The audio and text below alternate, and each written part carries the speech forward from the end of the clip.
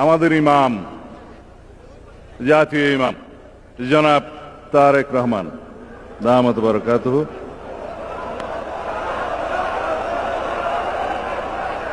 হাজিরানে মজলিস ও নাজরিন, আসসালামু আলাইকুম ওয়া রাহমাতুল্লাহি ওয়া বারাকাতুহু।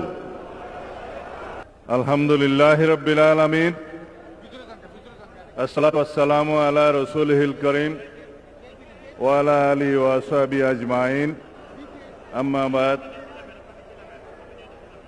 আজকের এই আজিম ও শান মেহফিলে আঞ্জুমের আপনারা যারা হাজিরানে মজলিস, হযরত উলামায়ে কেরাম, বুজুর্গানে দ্বীন এবং এই মজলিসের যিনি সভাপতি বাইতুল মোকাররমের পেশ ইমাম জনাব মুহিবুল্লাহ বাকি দামাত বরকাতুহু, এই মজলিসের সম্মানিত প্রধান অতিথি, আমাদের নেতা, বাংলাদেশ জাতীয়তাবাদী দল বিএনপির ভারপ্রাপ্ত চেয়ারম্যান, আপনাদের ভাষায় বলি আমাদের ইমাম, জাতীয় ইমাম জনাব তারেক রহমান দামাত বরকাতুহু।